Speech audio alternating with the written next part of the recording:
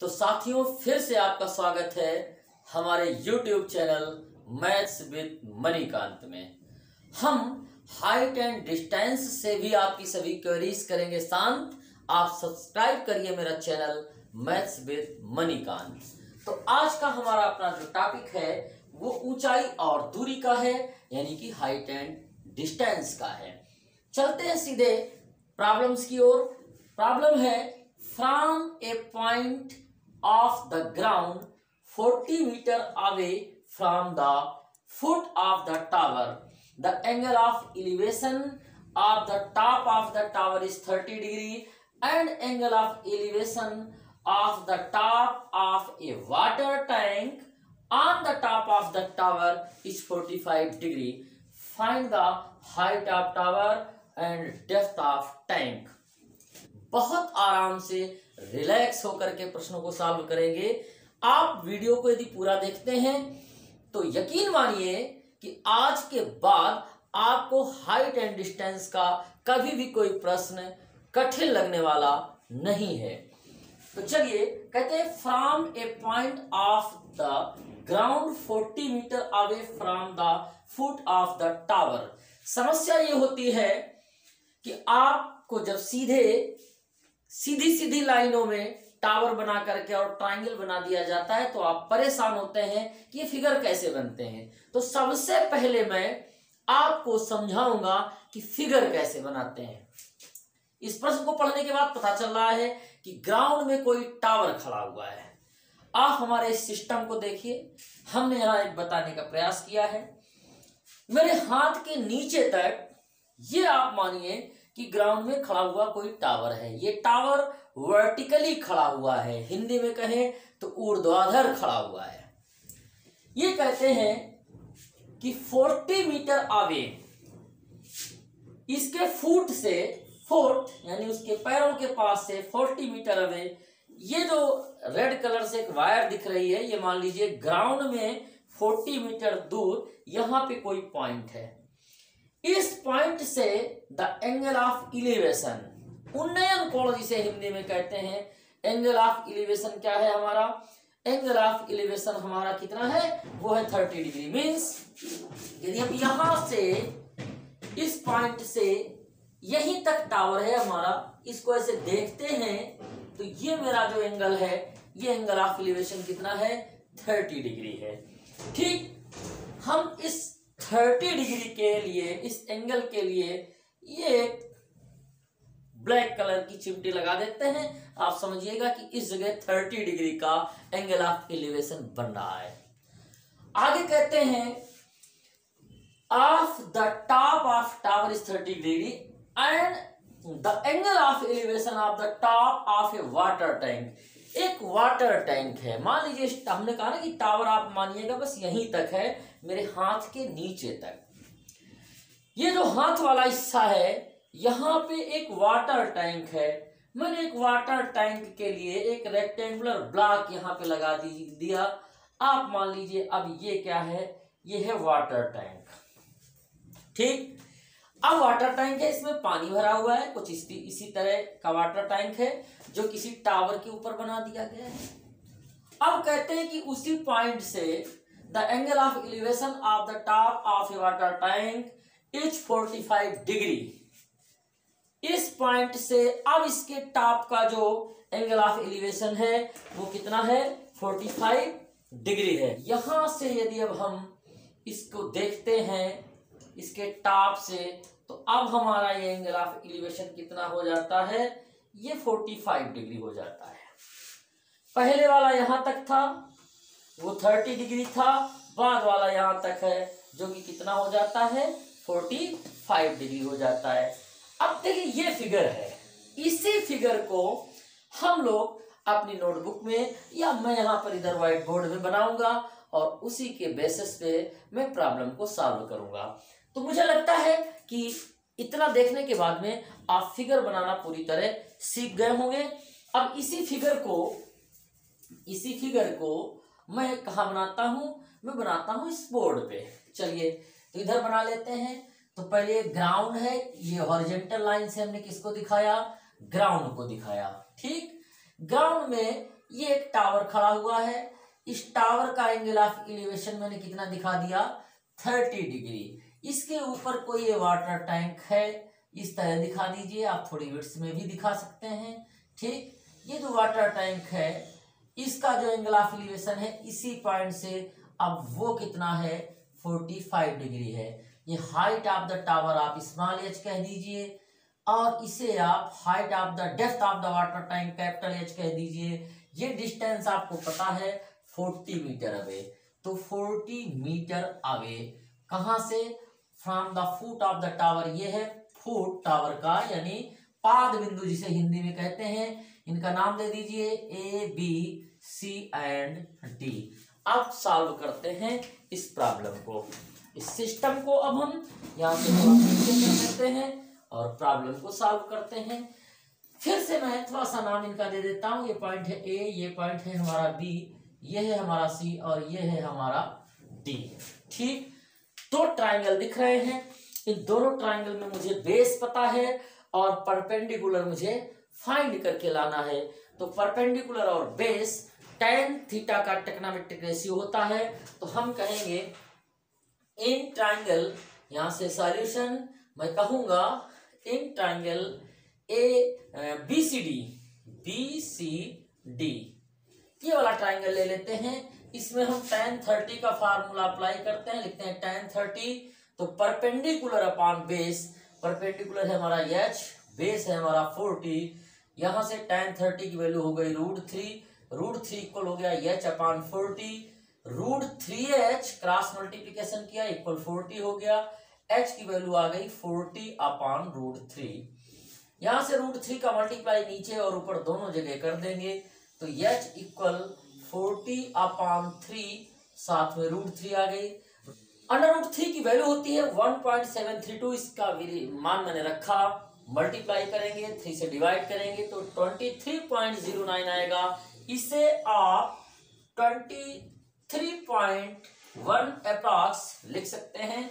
तो पहले अभी इतने से पार्ट में हमने ये फाइंड की h क्या है, हाइट ऑफ द टावर। अब हमें क्या फाइंड करना है, डेप्थ ऑफ वाटर टैंक। जो मेरा ए बी पार्ट है ये वाटर टैंक की डेप्थ है, इसे भी फाइंड करके लाना है। तो क्या करेंगे अब हम कहेंगे इन ट्राइंगल ए डी सी, यानी कि पूरा का पूरा ट्राइंगल ले लेते हैं, उसमें फार्मूला हम अब लगाएंगे tan 45। कोण कौन सा लेंगे, tan 45 degree. Perpendicular upon base यही यहां पर रखेंगे। तो परपेंडिकुलर हमारा कितना है, AC अपॉन DC। tan 45 की वैल्यू 1 होती है, यहाँ पे AC की वैल्यू है h प्लस h अपॉन 40। इधर आ गया 40 equal capital H plus small h, 40 equal capital H plus small h की वैल्यू यहाँ पे रखी हुई है 23.1। तो कैपिटल H की वैल्यू आ जाएगी 40 माइनस 23.1। इसको इसमें सब्ट्रैक्ट कर दीजिए। सब्ट्रैक्ट करने के बाद में यहाँ पे आएगा 16.9 मीटर और ये दूरी भी मीटर में रहेगी, क्योंकि यहाँ पे जो चीजें दी हुई है वो 40 मीटर दिया हुआ था, मीटर इकाई का प्रयोग किया गया है। तो इस तरह से दोनों पार्ट हम निकाल चुके हैं। सेकंड प्रॉब्लम देखते हैं आज के इस वीडियो की। A vertical tower stand on horizontal plane. Vertical समझते हैं, बिजली का खंभा वर्टिकल होता है, आपके घर की दीवार वर्टिकल होती है, और हॉरिजॉन्टल यानी जो ग्राउंड के पैरेलल हो, हॉरिजॉन्टल। ठीक है, आपके घर की छत हॉरिजॉन्टल होती है। ठीक है, तो देखिए यहां पर हमने एक अपना जो टेलम जैसा रखा हुआ है, ये हमारा हॉरिजॉन्टल प्लेन है। इस हॉरिजॉन्टल प्लेन में ये कोई वर्टिकल टावर खड़ा हुआ है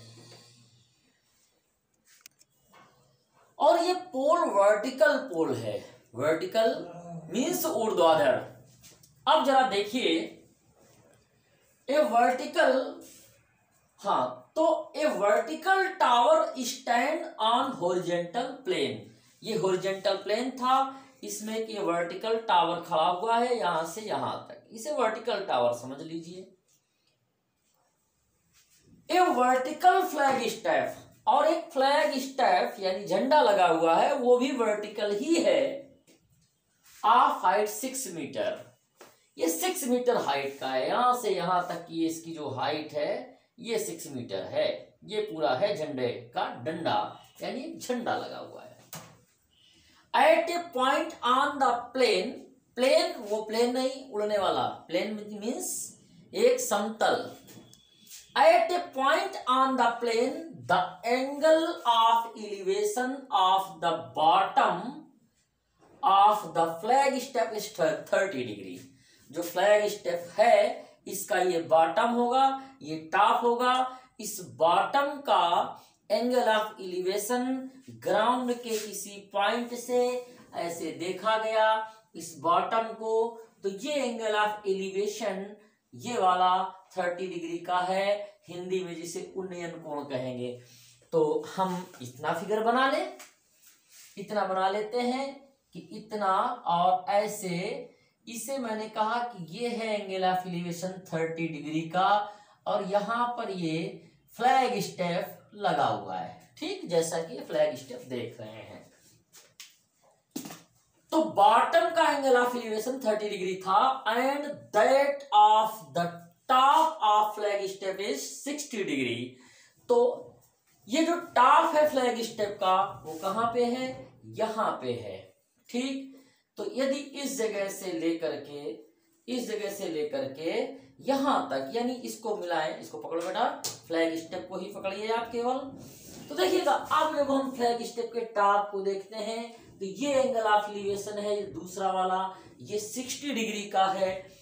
तो यानी इसको भी यदि हम और पूरा करें फिगर को, तो यहां से देखने पे ये जो टॉप है ये एंगल ऑफ एलिवेशन वो कितने डिग्री का है, 60 डिग्री का है। यहाँ पे ये 6 मीटर की हाइट का फ्लैग स्टेप है, ये दिया हुआ है प्रश्न में। पूछा क्या जा रहा है, find the height of the tower. ये जो टावर की हाइट है ये पूछी जा रही है। सॉल्यूशन आप यहां हल करें और लिखें पहली लाइन कि let the height of tower is h metre, ठीक। इतना कर लेने के बाद अब हम इसे सॉल्व करते हैं। तो यहां पहले नाम दे देते हैं ए, बी, सी और इसे दे दीजिए डी। चलिए पहले हम कौन सा ट्रायंगल लेते हैं, हम ट्रायंगल ले लेते हैं नीचे वाला, यानी ट्रायंगल एबीसी। तो in triangle ABC tan 30 equal perpendicular upon base, perpendicular हमारा एच है, बेस हमारा बीसी है, tan 30 की वैल्यू 1/√3 होगी, एच अपॉन बीसी हो गया। बीसी को भी आप मान लीजिएगा, late the height of tower मानी थी आपने एच, एंड इसी जगह मान लीजिए BC इक्वल एक्स, कैलकुलेशन में आराम रहेगा। तो मैं यहां BC की जगह x लिख देता हूं, तो ये हो गया h√3 equal x, equation first. इतना निकाल लेने के बाद में अब हम चलेंगे इन ट्रायंगल DBC, यानी जो बड़ा ट्रायंगल है उसमें जाएंगे, वहां पर आप फार्मूला अप्लाई करेंगे। tan 60 इक्वल परपेंडिकुलर इसका कितना है BD अपॉन बेस कितना है x, tan 60 की वैल्यू होती है √3। BD को यदि आप यहां से देखेंगे तो वो है आपका h+6 upon x, √3x equal हो गया h+6। क्रॉस मल्टीप्लाई करने के बाद में आप इसे इक्वेशन सेकंड कह सकते हैं। इक्वेशन फर्स्ट में x की वैल्यू h√3 है, तो आप कहेंगे कि value of x from equation first put in equation second. जो इक्वेशन फर्स्ट की x की वैल्यू है h√3 उसको यहां रख देंगे। तो आप जरा देखिए √3 इंटू x की जगह मैंने रखा h√3 इक्वल, आगे क्या बचेगा h+6 बचेगा। इन दोनों का मल्टीप्लाई कितना होगा 3h, h+6 h इधर आ जाए तो सब्ट्रैक्ट हो जाएगा, 3h - h इक्वल 6। 3h में h सब्ट्रैक्ट होगा तो कितना बचेगा 2h इक्वल 6। इस तरह h की वैल्यू कितनी आएगी 6/2, h इक्वल टू से डिवाइड करेंगे 3 मीटर। ये है आपकी हाइट ऑफ द टावर। रहिए, आप जुड़े रहिए मेरे चैनल के साथ। हम आपको इसी तरह समझाते रहेंगे हाइट एंड डिस्टेंस के प्रश्नों को, यानी कि मेरी पूरी कोशिश होगी कि मैं प्रश्नों से संबंधित अधिक से अधिक फिगर ऐसे ही बना करके समझाऊं जिससे आपको प्रत्यक्ष अनुभूति हो। कैसी अनुभूति? प्रत्यक्ष अनुभूति, जिससे आपके अपने मन में इन प्रश्नों का हल बिल्कुल पूरी तरह हमेशा हमेशा के लिए बैठ जाए। तो अभी तक यदि आपने चैनल को सब्सक्राइब नहीं किया है तो चैनल को सब्सक्राइब कर लीजिए, लिंक को अपने दोस्तों के बीच में शेयर कीजिए। मैं मिलूंगा अगले वीडियो में हाइट एंड डिस्टेंस के कुछ और नए प्रश्नों के साथ।